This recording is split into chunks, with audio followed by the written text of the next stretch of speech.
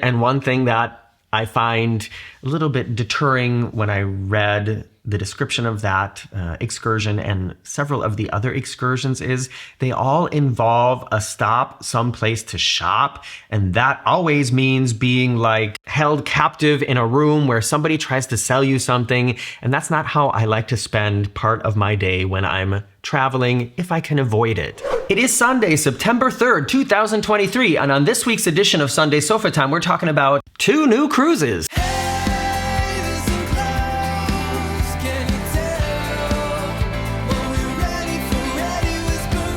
Well, surprise, surprise, I'm gonna be cruising again, and I have booked not 1, but 2 cruises coming up before the end of the year. Of course, if you clicked on this video, you know that's what we're gonna talk about today. I'm Morgan from the Very Unofficial Travel Guides. I travel all around the world to popular and not so popular tourist destinations to give you a very honest, unofficial look at what it's like to be there. And I also wrote a book called Getting Stitches on a Cruise Ship, filled with crazy stories of true things that have happened to me around the world while traveling. If you wanna get something fun to read and give me a little bit of extra support, check out Getting Stitches on a Cruise Ship, available on Amazon now. The situation I'm in right now is a situation I don't think I've ever been in before.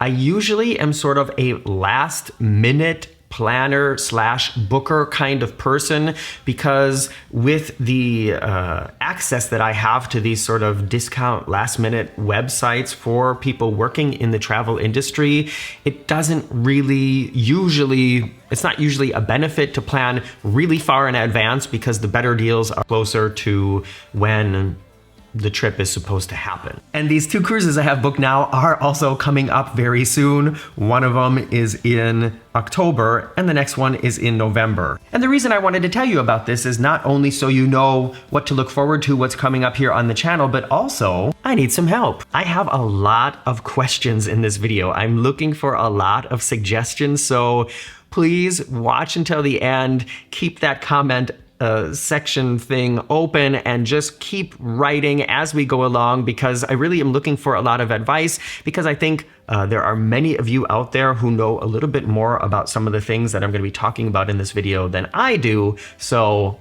hit those keys. So I'm gonna get into the first cruise, ask you about the ports, and then I'll tell you what the second cruise is after that. And maybe some of you will even be on these cruises too, which would also be really cool. So the first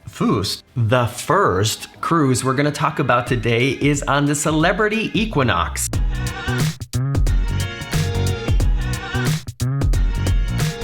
I've only cruised with Celebrity 1 time before, and that was on the Celebrity Apex, a fantastic ship that was very new at the time.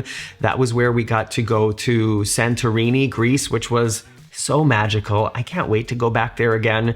Maybe not on a cruise ship, maybe just because. If you ever have the opportunity to visit there, it was so cool. Stay away from the donkeys though. On that cruise, Marcus and I were in Aqua class. This time, it looks like we're gonna be in a standard balcony cabin. However, we did already get the email from Celebrity inviting us to bid on an upgrade. So I told Marcus, I'm fine in a balcony cabin. If you wanna bid on an upgrade, you do what you wanna do and you pay for it. And I will happily accompany you into the upgraded cabin. So you'll see what happens there. The Equinox is a different design than the Apex. And like I said, we were really happy on the Apex in Aqua class. And if we stay in our standard cabin on the Equinox, I'm just really interested to compare the experiences and the ship all together. And we are going to be stopping in Georgetown, Grand Cayman, Cozumel, Mexico, and Bimini, Bahamas. And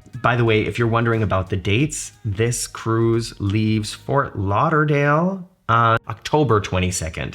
So yeah, let me know if you're gonna be on that sailing as well. And I don't believe I have been to any of these ports before, so I don't know what to do in any of them. Of course, a highlight for me is gonna be visiting Cozumel. You know, I love Tex-Mex and American style Mexican food. So one of the things I'm interested in doing while there is maybe going to a restaurant that is tourist friendly, but also offers maybe a little bit more authentic Mexican cuisine. Do any of you have a suggestion out there? Where do you go to eat when you're in Cozumel that's not just like a Senior Frogs, that's maybe a little bit more authentic, but not necessarily super expensive. Really looking forward to any suggestions you might have from your personal experiences, or if you say, don't go eat anywhere there, just go do this instead. I looked through the excursions that the ship offers a little bit, and Georgetown, there's a big cave there, I guess, that can be very popular. That's one thing that sort of interests me, but I don't know if it's worth it. And one thing that I find a little bit deterring when I read the description of that excursion and several of the other excursions is they all involve a stop someplace to shop. And that always means being like held captive in a room where somebody tries to sell you something. And that's not how I like to spend part of my day when I'm traveling, if I can avoid it. So maybe if there's a way to get to the cave without doing an excursion, or if there's something else interesting, yeah. As always, very curious for your suggestions if you've been there and you have something good to do. And Bimini is also someplace absolutely not on my radar. Pretty sure that almost the only things to do there are like beach related, which I'll be fine with because I think by the time October rolls around, it's going to be pretty cold and yucky here, so I'll be happy to have some sun and waves.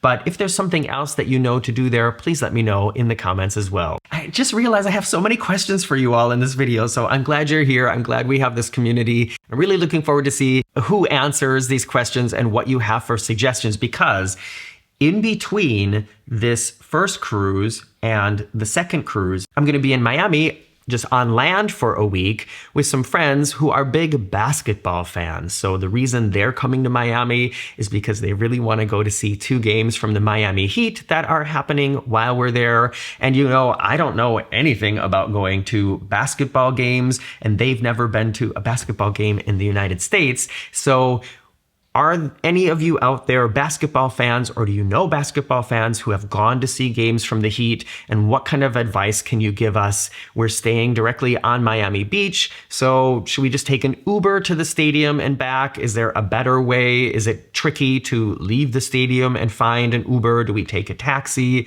Is there, you know, a bus or a train that runs there? Anybody maybe have courtside tickets for the Heat that they're not going to use from the games are between October 28th and November 4th. So, you know, we'll gladly take your seats if you don't want them. They're definitely going to go to both games. I might go to one game with them, but you know, I don't care about basketball. So we'll see. I have to see how much the tickets cost. And, you know, it's fun to be in that atmosphere in a stadium and see people who are, you know, some of the best at what they do. But I guess it depends on how much it costs. That will decide if I go to one game or both games or maybe no games. As mentioned, there is a second cruise on this trip before I travel back to Germany. This is also something I've only ever done once before, flown to the United States, taken 2 different, well, this is actually 3 different trips because it's a cruise, a land vacation, and then another cruise. And I've never done that before. And I'm going to tell you all about the second cruise right after this commercial break. Did you get one? What was it about? Write it in the comments below. I haven't sung the song in a while. Did you sing it with me? Okay, the second cruise that I'm going to be doing is going to be my second time on the Royal Caribbean Independence of the Seas, but my first time since it got amplified. However, one thing that's going to make it super special is it's going to be my first cruise with my sister and her first cruise at all. The Independence of the Seas was, when it was built, the largest cruise ship in the world. It is no longer that, but it's still a really big ship. And I think it's a great ship for my sister for her first cruise, just because of what's offered on board. And, you know, Royal Caribbean offers a pretty consistent level of service and fun. This cruise leaves Miami on November 6th, and we have just one stop at Labadee. Labadee, someplace I've been one time before with Marcus, possibly also on the Independence of the Seas. I'll have to go check those older videos. And while we were there, we did something that was so memorable, so breathtaking, and so exhilarating. Not only did we have like a day pass for the mountain coaster, but we also did the Dragon's Breath zip line, which was so amazing. It was like the Soarin' ride at Epcot, but in real life. I was a little bit disappointed to see that they didn't offer sort of a combination ticket this time. You can buy them separately, the zip line and the coaster, and the day passes for the coaster are already sold out. So they're only offering like single ride tickets for the coaster for $20. Altogether, the activities offered on Labadee, they're just expensive. And I'm gonna do a whole other video breaking them down and looking at what's offered, because seriously, Royal Caribbean, $750 for a cabana for an afternoon? What you thinking? If you want to see what all those activities are, including the price, make sure that you're subscribed, because that will be coming up probably next week here in front of the red sofa. Also, let me remind you to press that thumbs up before we continue with this video, because that really helps me too. On the Independence, my sister and I will be in a standard balcony cabin. I do not anticipate that we will do any kind of upgrade. And here's another question I have for you. I am 1 point away from reaching diamond status on Royal Caribbean's, or in Royal Caribbean's Crown and Anchor Frequent Cruisers Club. So that's going to be a huge change then for my next Royal Caribbean cruise, because the benefits offered in diamond status are pretty substantial and can help save some money when you're cruising, which of course I'm always up for that. I've been looking and looking to see if I could take some small, inexpensive Royal Caribbean cruise before this cruise with my sister in order to gain diamond status, and I don't think it's gonna happen. But Celebrity and Royal offer a status match system, and on Celebrity, after this cruise, I will gain more points on Celebrity, but I'll be staying in the same status on Celebrity, so that's not gonna help me match it over onto Royal Caribbean. But as soon as I'm diamond on Royal Caribbean, I'm pretty sure that will up my status on Celebrity. But I'm wondering if, and I know somebody out there knows this, I'm wondering if there is a way that I can use the points that I gain on our Equinox cruise to somehow get that 1 point to be diamond already on the Independence cruise. If there's any hack that you all know, if there's any way, if there's anybody I need to beg, please let me know. And those are the upcoming cruises and travel plans. Wow, I'm gonna have so much to read in the comments of this video, and I'm really looking forward to it. And speaking of comments, now comes the time on Sunday Sofa Time where I comment on your comments live on air.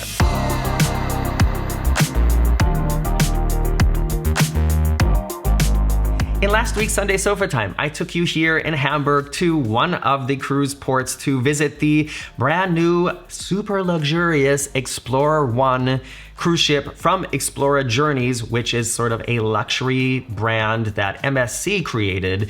We used the website to look at what the ship looks like inside, and then we got to see it very close and all around from the outside. These comments are on that video. The first one is from SL Crozier. They write, "Thanks Morgan, interesting review. Would be interested to know what your definition of a luxury is regarding look and feel of the ship. It seems to be on par with the other luxury ships we've been on, Regent, Silversea, Celebrity, Flora, etc. It's very relaxing to not be bombarded with colors, patterns, loud music, etc. We've been in the very lucky position of having hot tubs on some of our sailings, and they get used very often. Nice to come back after a day of excursions and relax with a drink before dinner." Ooh, that does sound nice. All right, the interior design of this ship, as I mentioned last week, and you'll see that if you've watched the video or if you go watch it now, is very sort of monotone and sleek. And they claim to be presenting like the ultimate of European luxury. And you know, I live here in Europe. I've lived here since 1998. And I think obviously people's opinions of what is luxurious or what looks or feels luxurious are different. And many people in the comments commented on this. And I will say, for me, in order to seem luxurious to me, it has to seem way different than what I would ever have in my own home. The design of the furniture, the design of the lamps, and the colors in the carpet and things like that. It has to be something that I feel like I've never seen this in anybody's house before. I've never seen this in any other hotel before, and you definitely can't buy something similar to this at IKEA. And I just didn't get that vibe looking at the inside of the ship from the website. And it definitely doesn't mean that I need a lot of colors, because the Smeralda that I was just on, that didn't seem luxurious to me at all. And in the end, I think the true telltale sign of something is luxurious or not, as far as maybe cruise ships or resort hotels go, has a lot more to do with the service and the quality of the food and kind of the cleanliness too. And there's another comment about my opinions about the luxury coming up here. We're gonna get to that in a second. But before we get to that, I wanna read a comment from Emma Cruises. I'm sure all of you follow Emma as well, and she was just on this luxury yacht. And Emma writes, including the mini bar, amazing. My last cruise was on a yacht, and even that didn't include the mini bar, and I had the all-inclusive drinks package. Yeah, that's another thing. The price of the cruises on the Explorer One are higher than many cruise lines, but we talked in the video about how many things are included, and basically everything is included. Like all drinks, Wi-Fi, all restaurants, and including the minibar. And Emma was saying she was just on a small luxury yacht and had the expensive drink package, and even there the minibar was not included. So that's also something that makes Explora attractive if you are into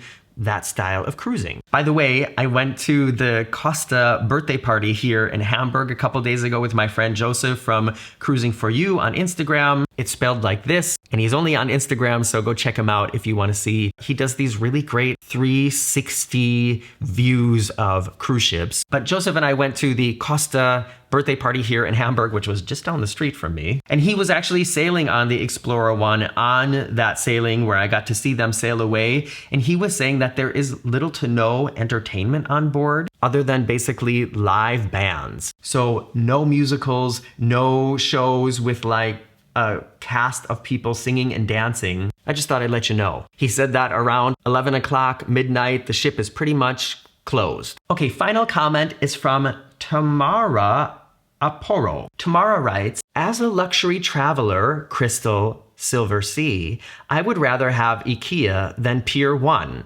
If Carnival is your idea of luxury decor, even if you don't spend the money for this level of cruising, that's very telling about you. I will still watch your informative videos about transportation and other practical matters. Tamara, I know that you can't hear somebody's tone of voice from written text, but I have to say, this sounds kind of sassy. From reading this comment, it sounds like you feel like my opinion about cruising altogether is not valid because I have a different taste in what I feel like is luxurious for me. And by the way, I would also not consider Carnival to be luxurious, so I don't know how you came up with that. To go back to the Costa birthday party, that was in a hotel just down the street here called The George, and The George is also a luxury hotel, and walking through that hotel, that gave me the kind of like luxury vibes that I feel like Explora is trying to say they have, but they don't have. Monotone furniture to me across the entire ship that basically all looks the same. I don't know, something about that just does not feel upscale to me. But yes, I also don't cruise with Explora. I don't cruise with Silversea. I don't cruise with, what was the other cruise line she mentioned? Crystal. So if those are the only cruise lines that you're interested in, and if you only respect the opinions of people who have cruised with those cruise lines to talk about cruising experiences, then yeah, you're probably not right here on the Very Unofficial Travel Guides tomorrow, but I thank you for sticking around for the times then when I talk about other things. All right, everybody, I hope you're having a great weekend. If you're watching this on Sunday or whatever day you watch this, like I said, don't forget to check back next week where we talk about all the excursions offered on Royal Caribbean's private part of Haiti called Labadee. Spoiler alert. Expansive. And coming up in between now and then, there's going to be another video from the gigantic Costa Smeralda cruise ship, which we've already established was very colorful. I'm Morgan from the Very Unofficial Travel Guides. See you soon.